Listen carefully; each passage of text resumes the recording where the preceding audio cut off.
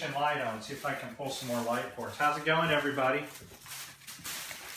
So we're going to go ahead and unbox our Mova Constellation Flat Earth and Globe Killer in just a second. And then I'm going to compare some models, and we're just going to dig into some material tonight that I think will be fun to explore.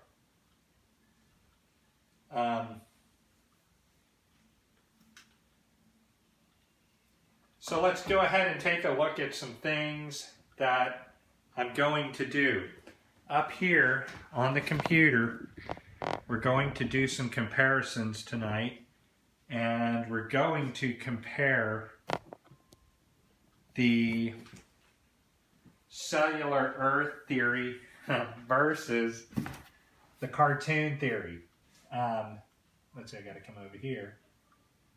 And I know that's not running there, but I thought that I had my comparison video right here.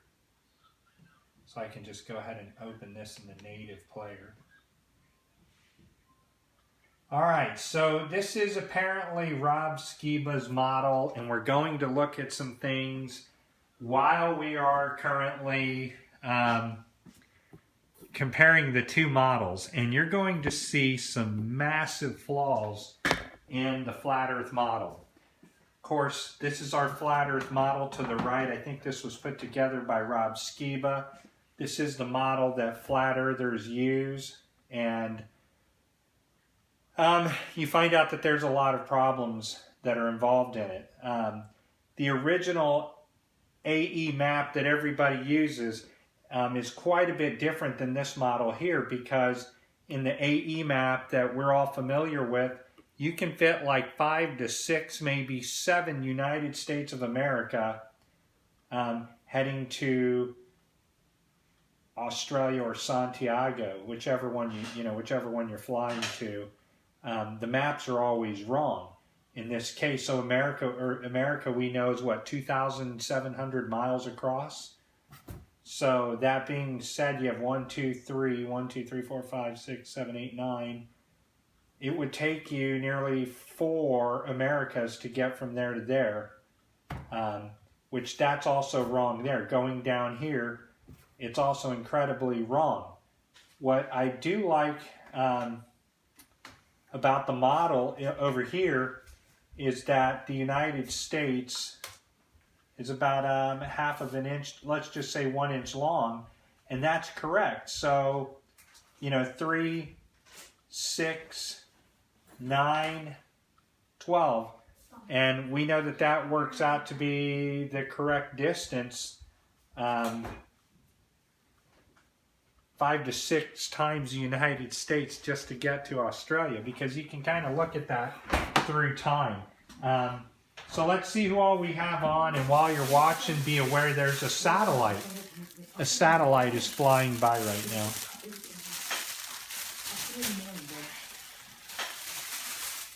Alright, so there's also some other things that I want to look at, because in the month of June, there are reported 3 midnight suns at the same time.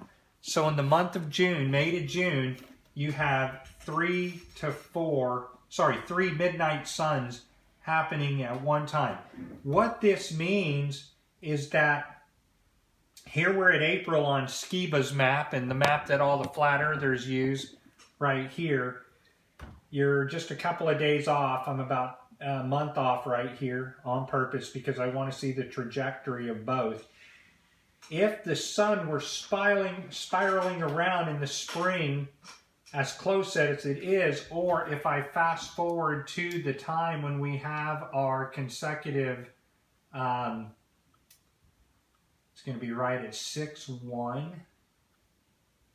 When you look at the sun so close in what they call the northern hemisphere, this is where Norway and Alaska have their 24-hour sun, while Australia is also receiving a 24-hour sun at the same time that all the flat earthers love to argue about and say, well, it's absolutely physically impossible. But you can go look. Now, if Alaska's having a midnight sun and it's wrapping the United States right here, well, then it's safe to say that all of the other surrounding land would also have a midnight sun, right? That's what, because the spiral, according to this model, that's flawed also, because the United States, this map is built on a slave trader's route. And you can go Google that all you want or something. I don't really want to go into it.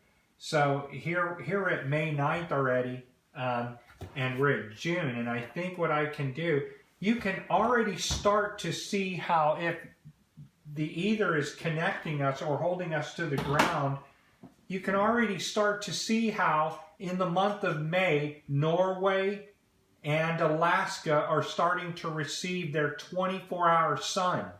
And you can already see where the southern hemisphere down here would receive its 24-hour sun as well. But you're not going to see that here. It just doesn't make sense. It's not possible. Right there, if Alaska and Norway are getting a 24-hour sun, then so should parts of Canada as well, according to this model, because the sun never goes out of Canada's view. On this model, we're coming into the 24-hour sun, June 14th, 15th, and you can already logically see how the north and the southern continents are going to see that magnificent 24-hour sun. And so, yeah, this is what I want to get to here in just a minute. But that's just one of the things, that there's a big, huge flaw in this model here. And I'm so glad that nobody ever came up to me when I was flat earthing and took me up on our $10,000 challenge to disprove our information. I made it out by luck, man. I'm telling you, man, there's definitely some type of creator that's looking out for me, because I would have had to sign the check over. I couldn't make a model work. That's what caused me to say, you know what, Flat Earth doesn't have a model. Flat Earth can't have a model, because there's no model. There's not a Flat Earth sailing model. Captain James Cook, who all the Flat Earthers love, he did not use a Flat Earth model. He used concave models. And people think that's so funny, but man, that's all there really are. They just inverted all the lines. Here you go, babe. All right, so let's unbox our. This is something that we don't really take into consideration, how the models both work side by side. And I have to know what the hell I'm talking about, because I'm speaking at Mad Mike Hughes' event presenting the concave model. Because you know what, man? The organizers of that event, they're not assholes. They're not jerks. They said, Ernest, man, we need to find out why you changed. What happened? And, Mad Mike Hughes is a pilot already, so he's going to understand a lot of what I'm going to talk about here tonight. Because, we're not considering the data that we should be considering, because guess what? There's a reason why you're not considering it, because you didn't know there was a third model out there. You discredited, like I did, I discredited any other model. Psh, what do you know, man? I'm a flat earther. Come on! The government's lying about this. The government's lying about that. Your mind is being reprogrammed. I know all the tricks, but why didn't I have a map? Why didn't I have a version of my flat earth that I was out presenting to people? And they would ask us on some videos. You can go back and watch them while we're at Harvard. And they say, well, is there a dome, or is it a flat, a flat sheet above you that's maybe made up of atmosphere? Hell, I don't know. I can't see that far. So that was always kind of my, my way I weaseled out of a good debate. But man, had I ever been challenged, dude, I would have lost hands down. And so will you.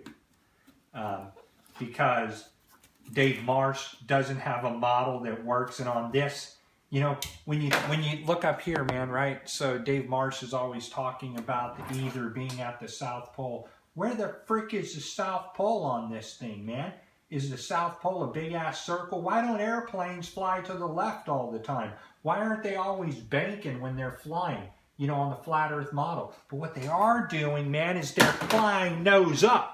They're flying, bam, nose up on a concave Earth. And we're going to look at the videos tonight, man. All the flat Earth pilots, man, they're saying, you see these guys recording the pilots asking a question that throws them off guard. They say, well, is there any downward curvature? Because if you're flying over a globe, obviously you should be flying nose down. And the pilots always say, no, we don't fly nose down.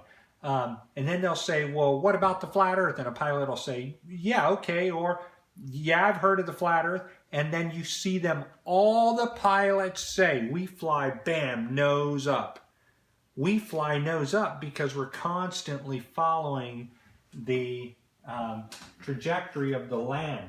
So you think I'm crazy, right? But I keep telling you, man, the Concorde proves that it is the goddamn nail it's the nail on the head. It's the bullseye, the arrow hitting the bullseye, man, the nail in the coffin.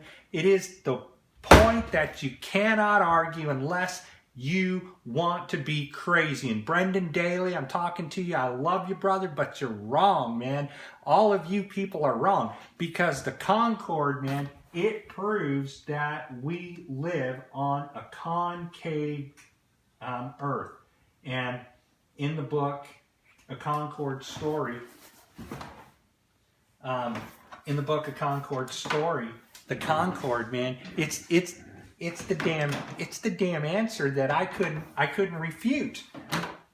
Because I'm like, yeah, man, planes don't nose down. Well, why do all the planes nose up? And the Concorde flies at 1,350 miles per hour, flying at 25 miles per minute, right?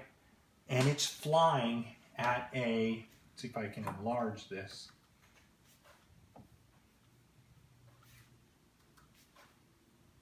It's flying at a 5.5 degree nose up, man. 5.5 degree nose up during flight. The Concorde fucking proves we live on a concave Earth, man. Nathan, you can't argue. Not even worried about you arguing, man. My friend John and all these people that mocked me, I stand to you and say I had a lot more vested in to lose, man. I have my wife has $10,000 geared up for us in our what do you call it, escrow. And man, I wagered that money thinking I was so right.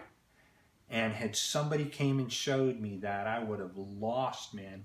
And we would have had to pay up because there's no reason, if you're on a flat Earth, right, that a Concorde, if it's on a flat Earth like this, man, a Concorde would just have to be able to, you know, hover right above it. And they don't. A Concorde's flying at 5 degrees, nose up. The Concorde is also already built at a 3-degree incline. And I think, if I'm not mistaken, it has an angle of attack when landing, bam, man, at 80%. That's fucking insane, man. And the F-22 fighter has like an 8.5 degree nose up during flight, plus what's already built into the plane. See, we think planes like the Concorde or jets or something, man. If you're riding in a jet and you're in the back, you can always see the front of the plane lifted up, because when a plane's flying, man, it's constantly catching that incline upward. And the Concorde flying at that speed, man, 1,350 miles per hour, twice the speed of sound, would not have to nose up when the Concorde is already built at an angle when it's on the ground. And your seats in that plane, they're built level. So pilots will tell you this, man. The plane's built like this for the proper incline. Your seats are built like this inside the center of the plane to make you feel like it's level. But the plane's always still flying up. And if you look at different different flight videos, and especially one of the Concorde, man, you can see how high it is above that center line. So there is no doubt about it, man, that the Concorde airline, the greatest plane, the greatest airliner that our Earth has ever seen, there's no longer any doubt about it. And I called an aerospace engineer. My other wife, Heather, was there. Kelly's behind me. And the aerospace engineer said, Ernest, yes, absolutely correct. If the Concorde has no stall out speed because, of course, it's twice the speed of sound. So it's not going to stall out. It's going to be able to climb, until it just ran out of gas. Well, he says, yeah, man, the Concorde, in essence, because the speed that it's flying at and the amount of lift, he says, if that plane were to keep going, it would make a huge loop in the sky. And I threw my hands up in the air and I said, holy shit. And he goes, what? And I said, man, this proves that we live on a concave Earth. And, well, he didn't buy it at that point. He said, no, it proves that the Concorde was the most marvelous plane that man had ever built to transport people from the UK to America or wherever it's flying, And, of course, I think that we have some serious issues to prove, man. But this is a Concorde, right? The minimum pitch, when, and this is from a Concorde story. You can go buy the book.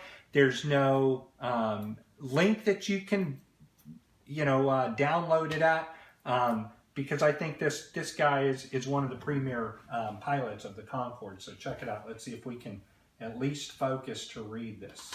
So if we look at what this is saying, right? It says the minimum pitch when supersonic is 5.5 degrees, indicated by orange marks. What are the orange marks? Right here. So the Concorde is flying at 5.5 degrees, right?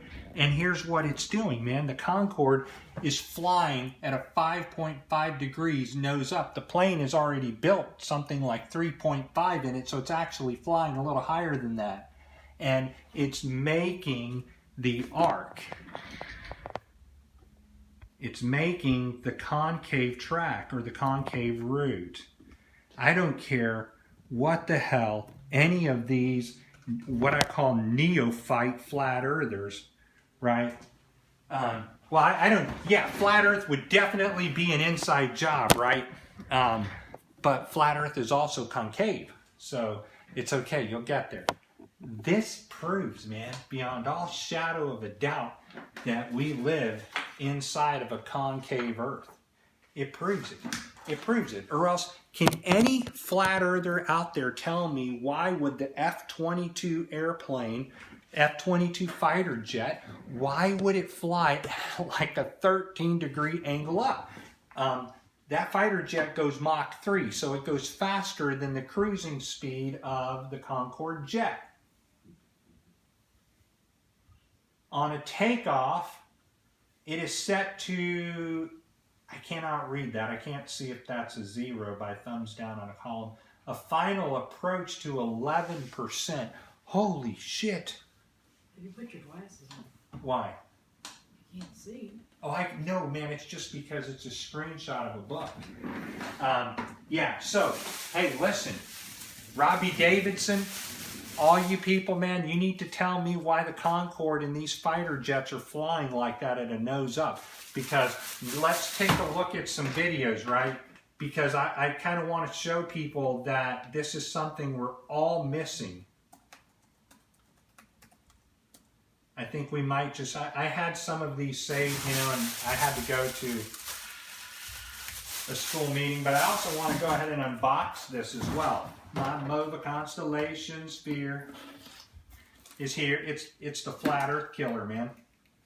The moment I saw this, that's what it is right there. And the moment I saw this, I had to get it.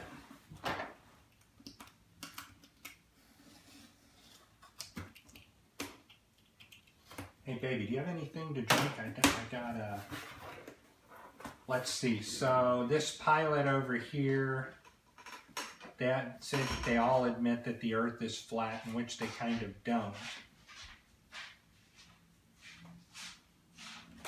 Right here. We should be able to watch this one right here.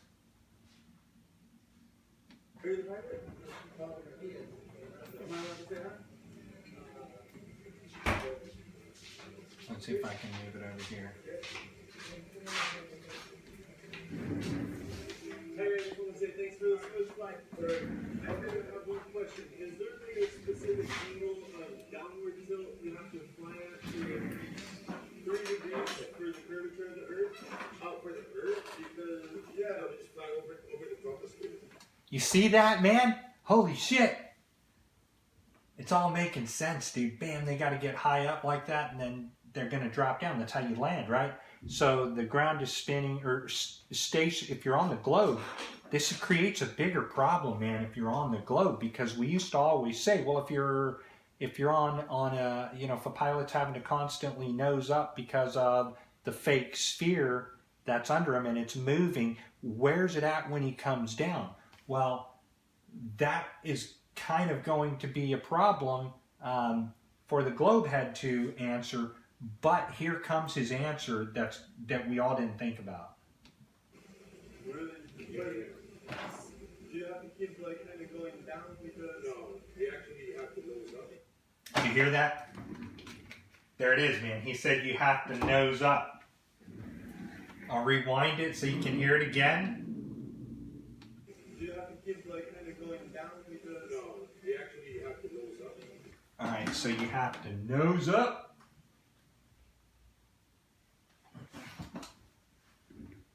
This is called flight inclination. Because you actually have to nose up. So, the pilot says that they have to nose up.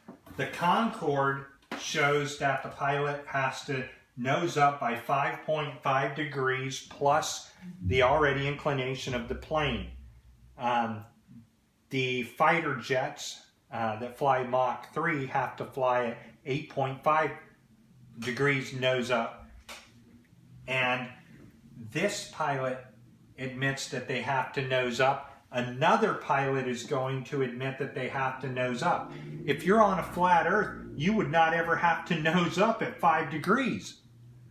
That's insanity. If you're on a flat Earth, man, you just catch that glide and you go. And that's why they say they fly with the wind streams, right? It's pushing you along. But if you're always having to nose up and you're nosing up while staying level because the ground above you has a huge iron wall that we can't get through that protects us in our model, that would be back here. And the jets are flying at a 5 degree nose up, a jumbo jet's flying at a 3.5 degree nose up, and a small little jet is flying at like 1.5 degree nose up, maybe 1 degree nose up. But, you know, that's taking into account that you also have to nose down at time because you get a little too high, so you nose down. And to fly at that perfect level, man, you're just... A Concorde proves it. The pilot says we nose up. There's one more that shows that we're going to nose up as well. And this is the clincher, people, to the... Oh yeah, the SR-71, man. The SR-71 is the one that noses up as well. And I want you to do some homework. Type into Google, you know, how much does an SR-71 have to nose up? And there are a bunch of, I think this guy right here talks about nosing up. I have to just see what he says right here.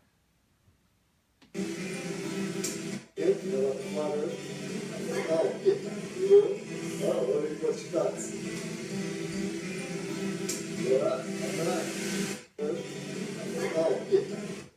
Okay, thank you, and have a great night. Good, thank you. Indeed. Interesting. Good. Nothing to say.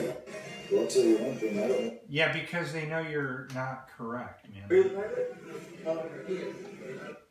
Alright, let's see if I can find the one of the older gentlemen who says they have to nose up. So, I don't know how we missed it. We just didn't think about it, right? And I should know because I flew in San Diego.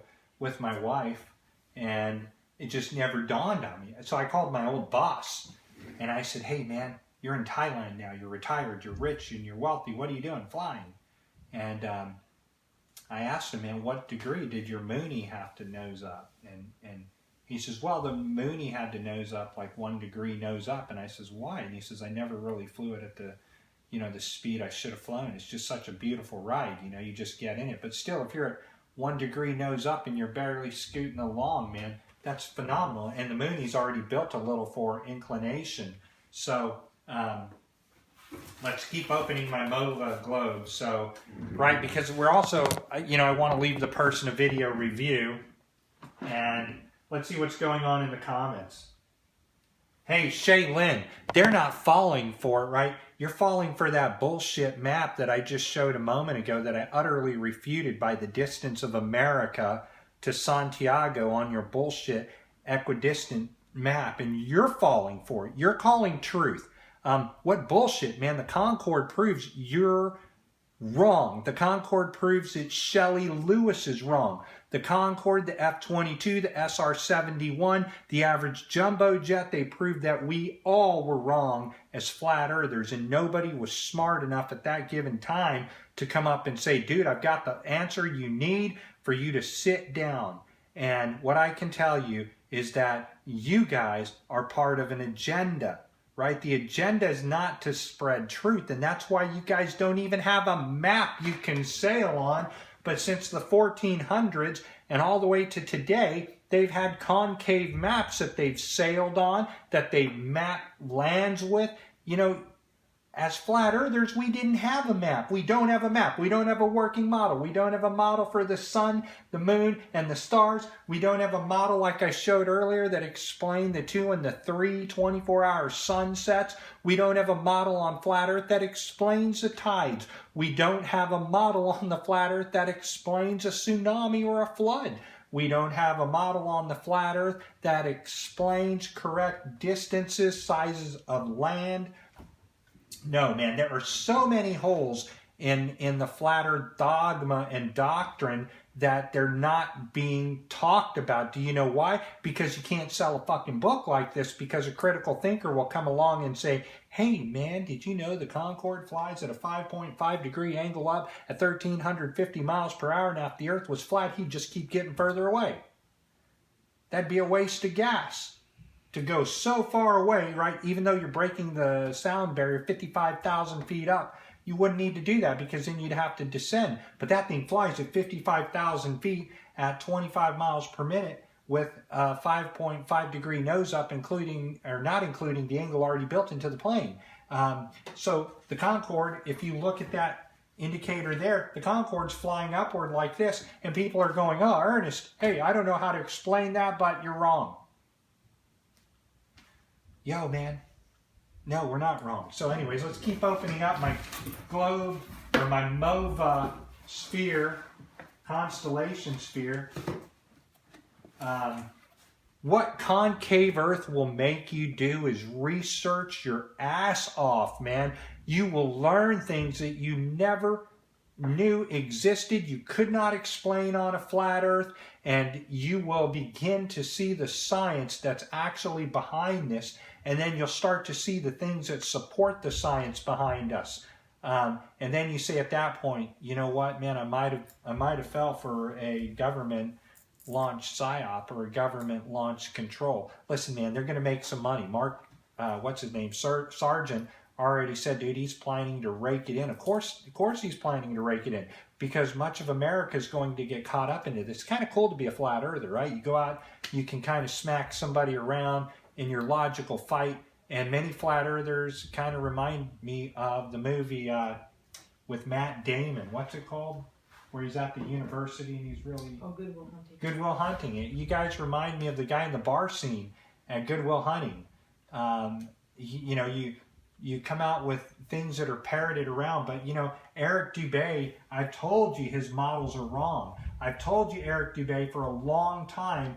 If you go watch his movie on Jupiter, or his video on Jupiter, he says that there are no 4 what they call Galilean moons, what I call lights in the sky. He says, those don't exist. Well, dude, I don't know what to tell you, man. We see them with our own freaking eye. And what I was discussing is right there, the entire United States should be seeing a 24-hour sun. Man, that is such bullshit now that I see it. All right, let's keep looking in here. All right, so my Mova globe is in here. I want to hide my receipt because it gives the person's address. We don't want that to be shown on there. So let's turn our camera in here. Say hello to Kelly back there. She's hiding out. Let's go ahead and look in here. All right, so our Mova globe is here. I'm so happy. Doesn't look like a knockoff. It feels real. Of course it feels real. This seller has 4,000 positive, reviews. And so I got this on a little discount because eBay gave me a discount. So I kind of traded some of my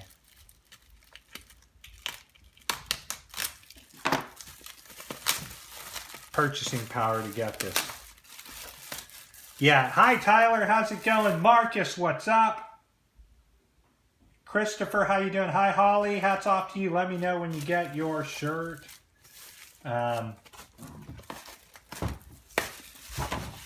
Let's keep taking a look at this thing. It's a nice box. Where's my tape measure? I always like to do this.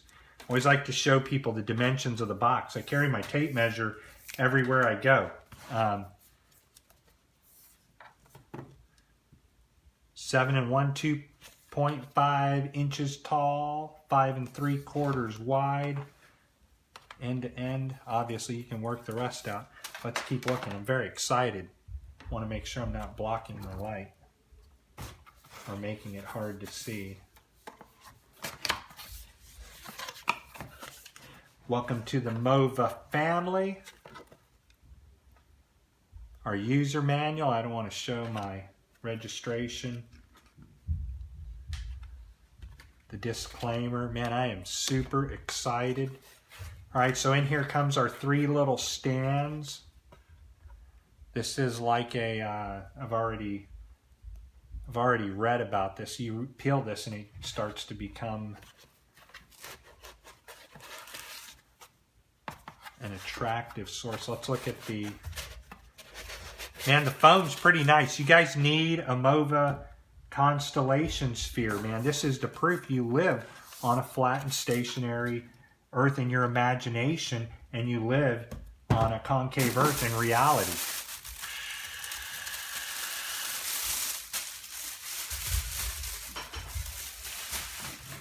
This is a real nice box.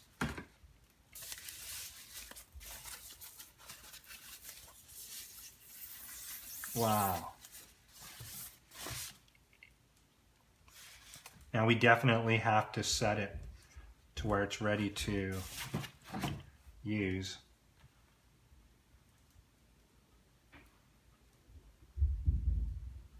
It's already going.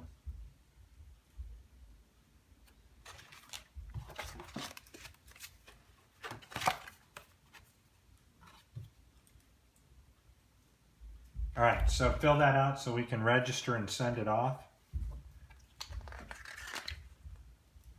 The disclaimer, if you want to read it.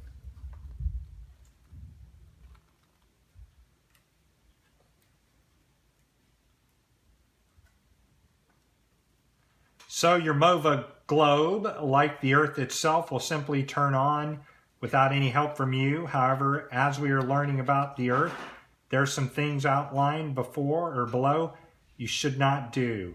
It can roll off very easy and roll off the shelf and damage the Mova if something hits it. That's why I put it in its little shell. Don't expose it to globe light or to high temperature or fire. It contains a small amount of fluid, something like a candle wax that can be ignited and burn the outer shell if it's broken or the fluid leaks. It should not be stored or used outside in the range of 40 to 100 degrees Fahrenheit. Avoid long-term months of exposure to humidity. Don't place anything such as a mechanic, a wristwatch, a screen TV that could affect the magnetic field. And I've got stuff over here, so maybe that's a little too close. Who knows? I think that's fine. Finding a place for it.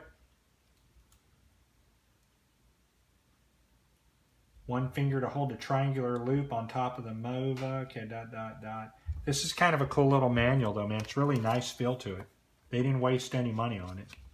It's designed for indoor use and works best when powered by different lights or indirect sunlight. Fluorescent light will work too, but it needs to be a bit brighter. The Mova will work near a window, but it should be positioned so that it receives minimal exposure to bright direct sunlight. How your Mova works. You can try different locations in your room. The inner globe floats in an almost friction-free environment, much like the Earth itself. You know, this is something that you think about, right? On our concave Earth, just like my shirt that you can see down here, on the concave Earth, we sit suspended in fluid. It's holding us up, fluid is. And magnetism is holding us up. And the interesting thing is, when you read the Bible, it says that the earth is held up by 4 pillars. But then in the book of Job, it says that the earth is held up by nothing. So which one is it? Is it held up by 4 pillars or is it held up by nothing? Because if this is a concept of our concave Earth, like right over here, that's what we're looking at right here. If this is a concept of our model that really works, yours doesn't if you're a flat earther, because you're never going to get the right star trails. And you're going to be like Dave Martian saying that there's an ether that surrounds the entire South Pole, right? So it's going to surround the entire South Pole. That's a bunch of nonsense, man. That's a bunch of nonsense. I don't know how else to explain it. So the interesting thing is we'll get this thing working, and that way I can explain more of it, different things that I've thought about. So a few suggestions. Don't know if you guys can still see this or not. We'll lower it. So the rotation of the globe creates force in the fluid at the center of the inner ball and prevent contact at the equator. So the inner globe is not actually touching the outer shell. At these speeds, the fluid friction is very low. The energy to overcome the fluid friction is provided by room light that passes through the graphic design and is incident on very specialized solar cells within the Mova sphere. An electric current provided by the cell's power drive mechanism designed to move at a very low speed and low on power. Think of a compass. The Earth's magnetic field is able to reach inside of a compass and rotate the compass needle to align with it with the Earth's magnetic field. Since the inner Mova is floating and not touching the outer shell, something's needed to reach the edge, or to reach the globe and give the drive its motion. The Earth's magnetic field pushes against the drive mechanism.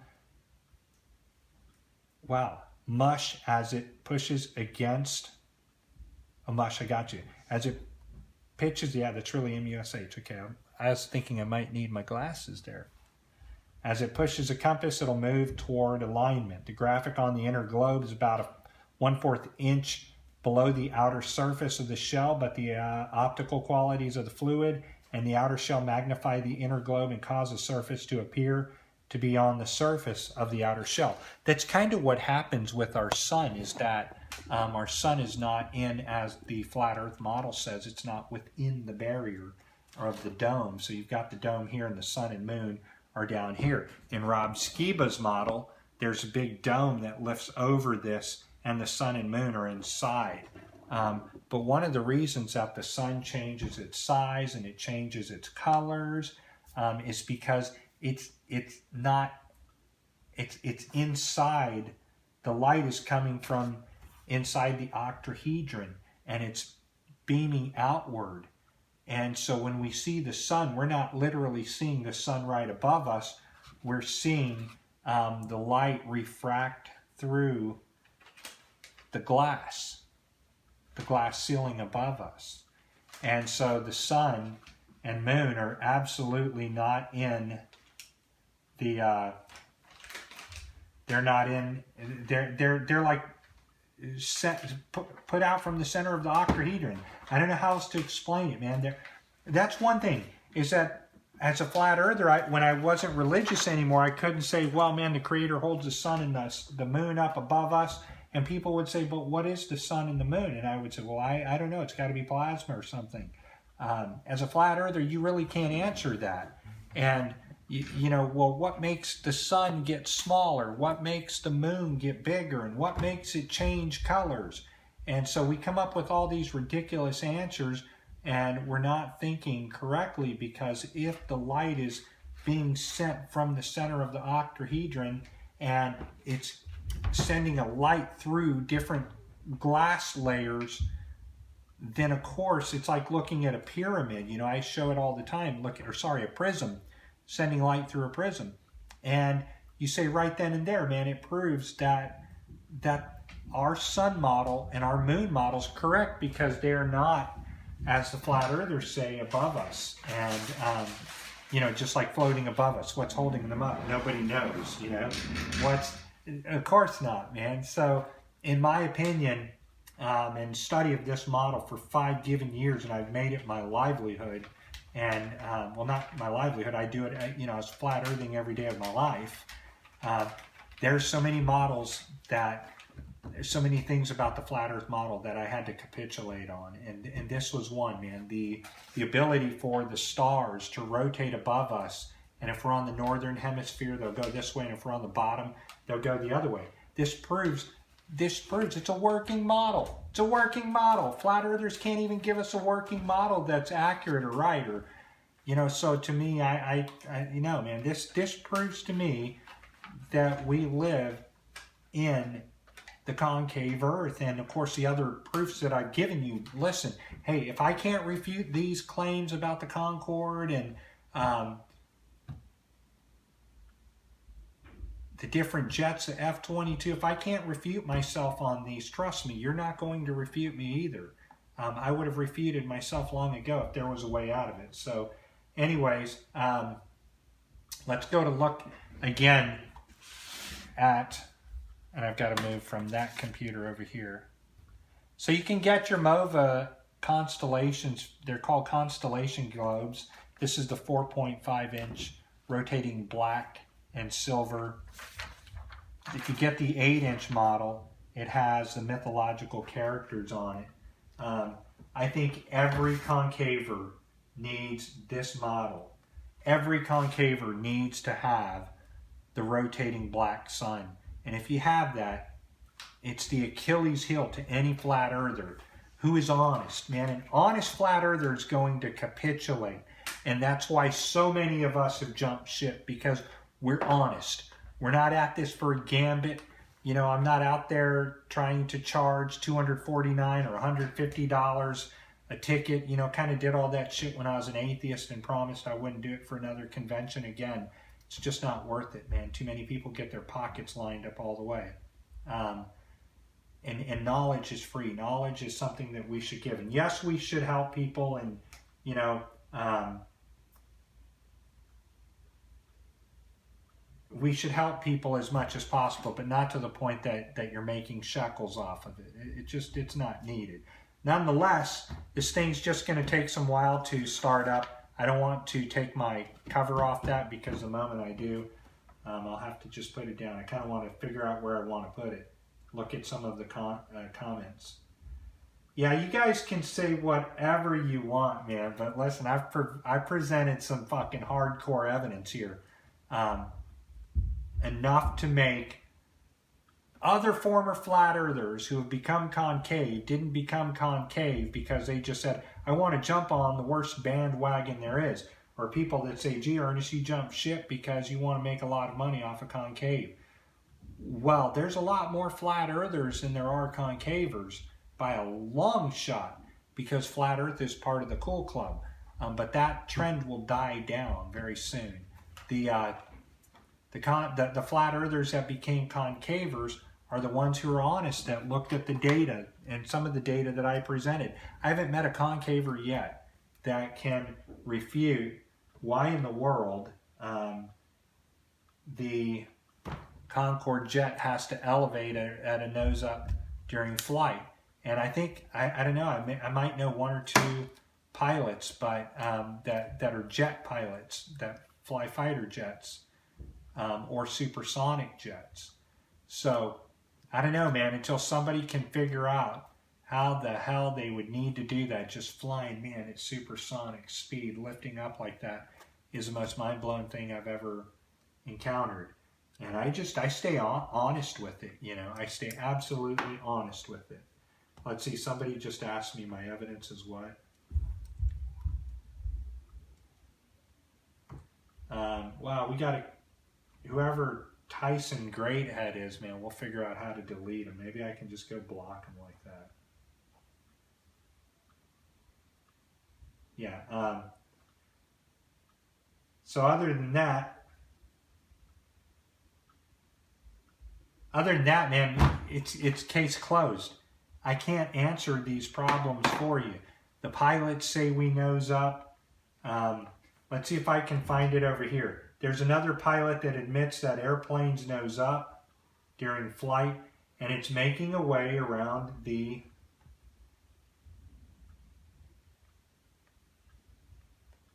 it's making its way. I haven't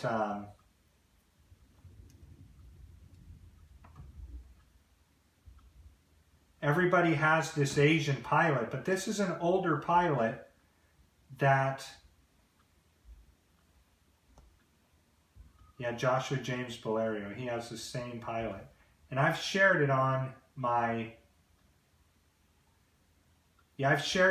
wall, and it's down there, so I'll go share the link again, and you guys can catch up and see the pilots are telling you, man, they're flying nose up. And that is a damn clincher to the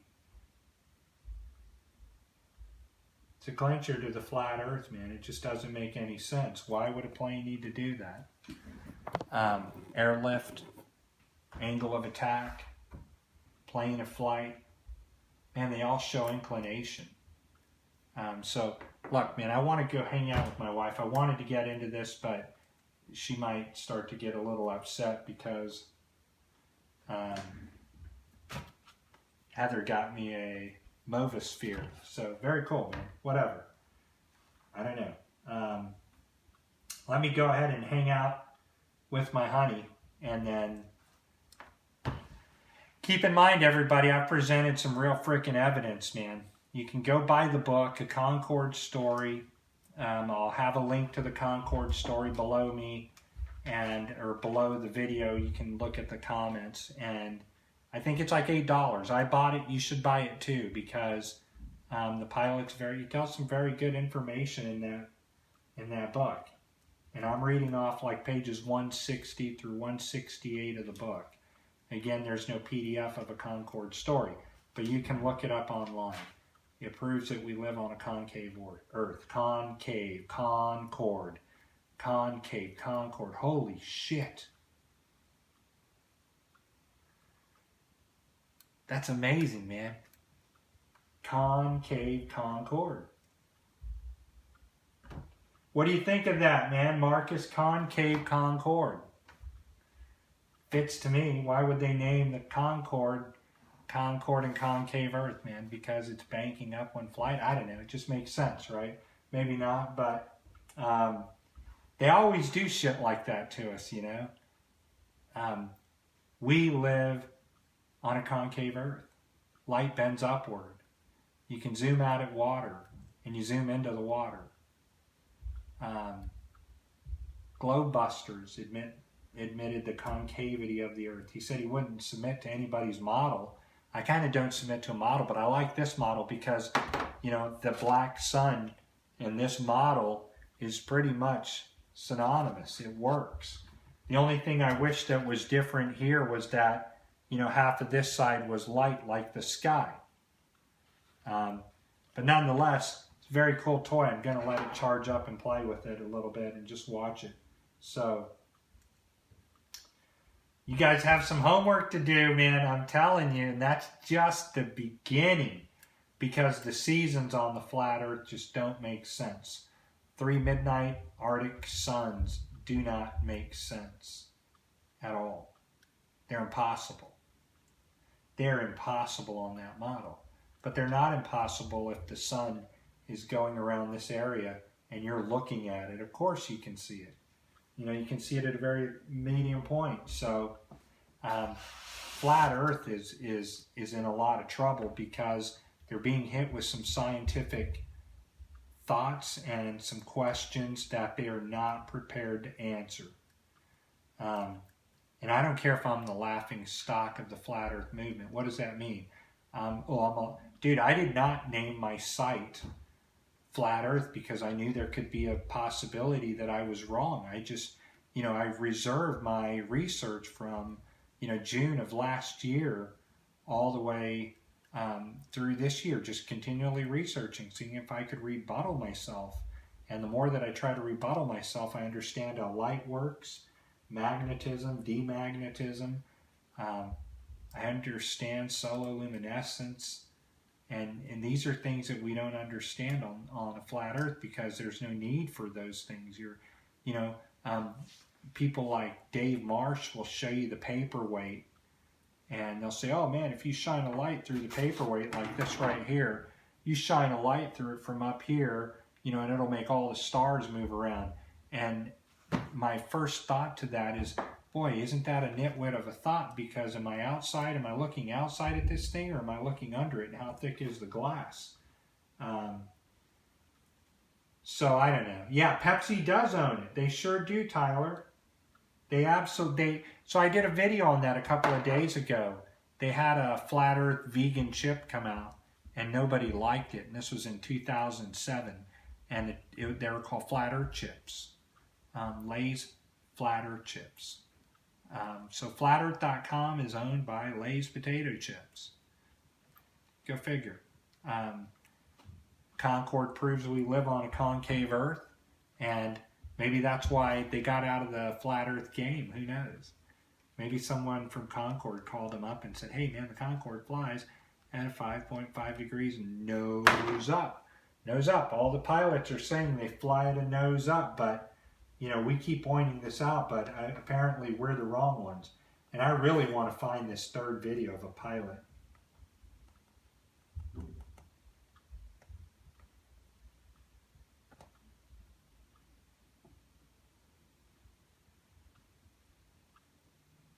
Yeah, I don't know. Google's so weird now. When you go on YouTube, it seems like a bunch. As soon as you type in something you're looking for, as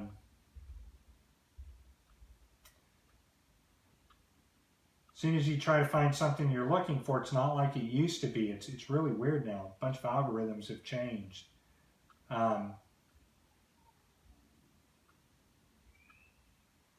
I've got to find that video, the newest one. It's on my wall, though. I'm going to go hang out with my wife, man. She got a little upset, so want to go hang out with the babe. See you guys.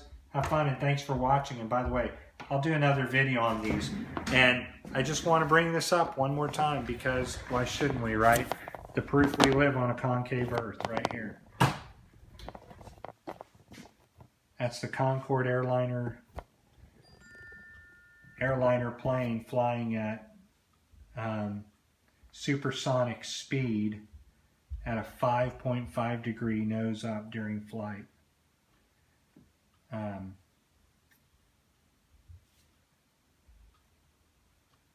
Yeah, Concavers, put some links below, because it's up to the flat Earth to provide us a working model.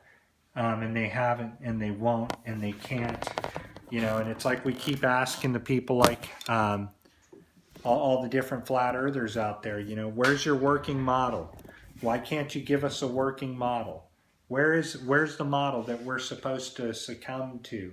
I never could provide it. I never had a model. I always said that the Earth is flat as far as I can see. Beyond that, I don't know what it is. And that's another thing, right? Flat earthers will say, "Hey man, the salt flats, they're thousands of square miles." And I say, well, is the Earth flat indefinitely, or is it flat? Does it cut off at a certain point? Nobody knows. So then how can you judge everything on one flat? You can't. Doesn't matter how big it is, because it unless it covered the entire plane, and it doesn't, you know, obviously. So, or they'll try to tell us the, you know, ice wall's real, and we know the ice wall is nothing more than Ross ice shelves, and they've been exposed on that. No matter what, nobody wants to admit it. So, I don't know. Above all that, I've proved some pretty damn good evidence, and I'm going to go hang out with my wife. I got about an hour and a half. See you guys.